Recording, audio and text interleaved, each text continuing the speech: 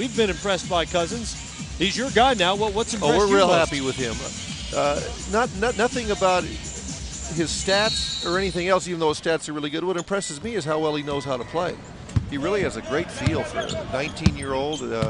Usually that's one of the last things these big guys learn is a feel for the game, but he's a very intelligent player. We've been talking about a couple of things, sort of innate things that players either have or don't have, and the one thing that struck me right away was his footwork at the age of 19. He's got a presence. His footwork is great. I think they called a travel on him, and I don't think he did. He used the same move later and got away with it. But but you coaches never think you did. No, that's right. That's right. But no, he's very agile. He's got quick feet, and he knows where the players are around him.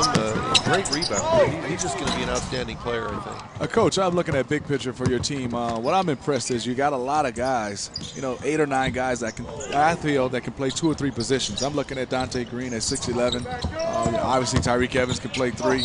I know that has to be an advantage for you and a plus to be able to plug so many guys in at so many different positions. Well, the main thing is how many positions can you guard, and if you can find somebody to guard, you can stay on the floor longer, and so it's good for those players to if they're going good offensively, they can stay in the game and switch and really do some things defensively. That's what we're trying to do, is to be able to be a good defensive team and take care of our boards, and then I think we'll grow as a team from there. Also looking at Dante Green, obviously a lot of people here looking at DeMarcus Cousins and Whiteside, but Dante Green I think has developed very well for you guys. 6'11", being able to handle the basketball.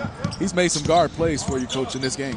Well, Dante is such a talented player, and the first year in the league he was pretty much just going out there to try to shoot as much as he could. And last year he made a lot of steps in a transition to becoming an all-around player, and he's continuing that. We want him to be a good defensive player and a complementary offensive player, not necessarily the focus of the offense. And Dante's always been the focus throughout his whole life, and so he's really working hard to make those adjustments. Cousins gets the steal there ahead of character as he denies him. Look at the spin move. Oh, he's such an agile guy at his size at 6'11". And, to Smitty's point, because of the trades and the draft in the offseason, you now have Carl Landry there and you have Samuel Dallenberg there. Cousins could potentially be out there as a 4 with Whiteside or Dallenberg. Correct me if I'm wrong here. How often do you anticipate him playing 4 alongside one of those other bigs? Well, I think defensively he'd have a hard time covering most 4s, but offensively he's got the skills to do that, and we do want to look at playing Samuel or Whiteside along with him and really have a big front line and shut down the paint, I think. Coach, when you look at the year you had, a very good year. What do you think is what you want to bring next year? What do you guys want to work on, and what do you want to better for this team? And how can some of these guys, your rookies, help out your Sacramento Kings ball club? Well, certainly Tyreek Evans is always going to be a big focal point of our team, and he's pretty good. Yeah, he gets to the basket.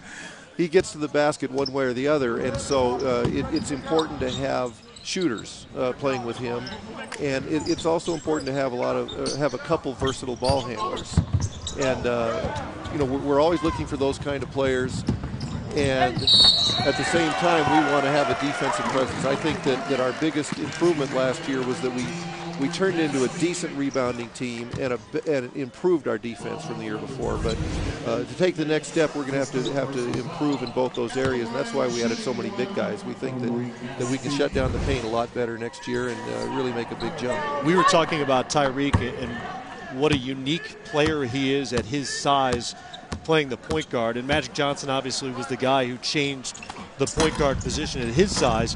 Tyreek's a different guy, but at 6'6" and 220 or so, does he remind you of anybody you played with or against in your era? Not too many guys. He's a very unique player. Yeah. I mean, he reminds me of Earl Campbell more than anybody else. You going to get him the breakaway jersey? Oh, I think, Coach, when you look at that Tyreek, to stay on him is obviously line him up and put the basketball in his hand. How much do you think you need another shooting guard to go with him, or how much do you love a point guard playing with him? Does that guy maintainly have to be able to shoot the basketball to play with Tyreek? Well, I think it's important that the other player, whoever's in the backcourt with Tyreek, can shoot the ball.